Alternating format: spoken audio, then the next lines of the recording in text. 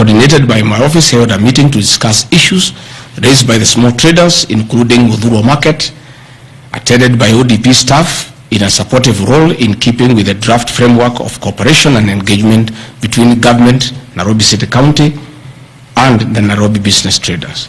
Subsequent to that meeting, a meeting on 24th April 2024 between Nairobi City Council and the Nairobi small traders and numerous others, the ODP on 22nd July 2024 invited His Excellency Johnson Sakaja, among other state officers, to a meeting at ODP.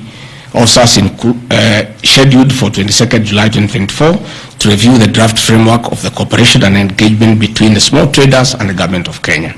On 3rd September 2024, the ODP wrote to Governor Johnson Sakaja and all other stakeholders, submitting a final combined draft of the framework for review and feedback.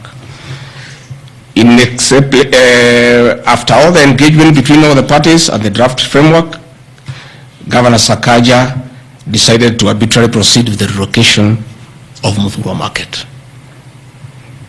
That gave rise to the cry by the people. Meetings had been held, a framework had been agreed on, and as an elected leader, as deputy president, I think going to listen to people who are in anguish, who are crying, is responsible leadership. The government that President William Ruto and I lead is a listening government, and going to listen to people cannot be an impeachable crime. I would like to know how members of parliament would want to send me home for going to listen to people who are crying that they need to be listened to. I would like to understand. Undermining devolution by allegedly holding meetings to fight alcohol.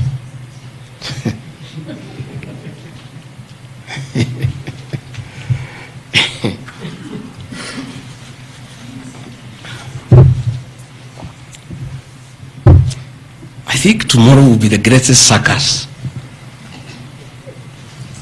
Or do I call it the theater of the absurd? That Deputy President Gachagua, undertaking duties assigned to him by the President to fight illicit brews and drugs across the country, should be impeached because by doing so he is interfering with the devolution. I held meetings in Nyeri, attended by Governor Kahiga, Governor Waiguru, Governor Irogo Kangata, Governor Wamatangi, Governor Kiari Badilisha. I held a meeting in Chuka, attended by governors of Embu, of Tharaka Nithi, of Meru.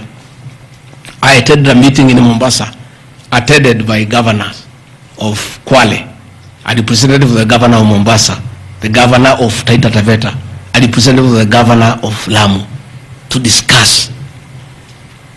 I held a meeting in Nakuru, nearly with all governors present, and all of us jointly, under my chairmanship, the Ministry of Interior and Governors, we agreed on how to tackle the menace of illicit brews.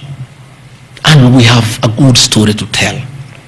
Out of those efforts, our young men who are sleeping in trenches are back home. Women are very happy their husbands are back home and they are bringing food.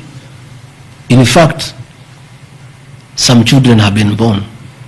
Some have even been named Gigi because of the effort that I have put in fighting illicit brews.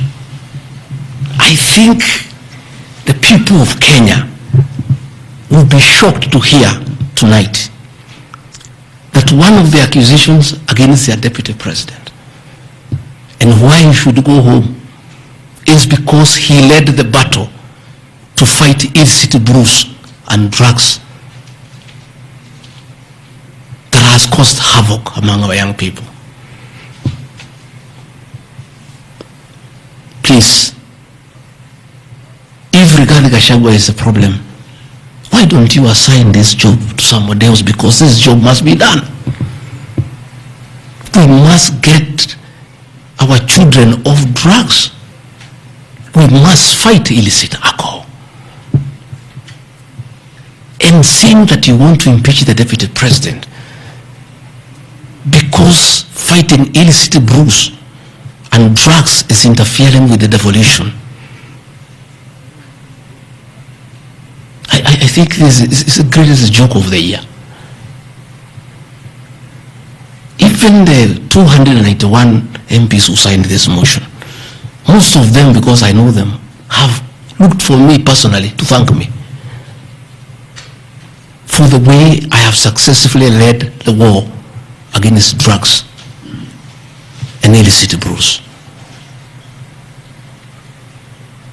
And that is why that sham public participation should have had my responses, so that the women could hear that one of the accusations against the deputy president is that he should be sent home because he was leading the war against illicit brews and drugs. I don't know. I think there is something wrong in this country.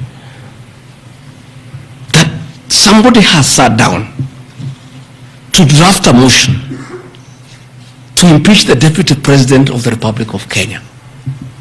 And one of the grounds is that he has interfered with the devolution by leading the war to fight illicit brews and drugs. This is a height of absurdity. And Parliament will be the theater of the absurd. I would like to hear what is the nexus between fighting illicit brew and interfering with the devolution. I would like to know. I've never had any governor complain. I've never had any MCA complain.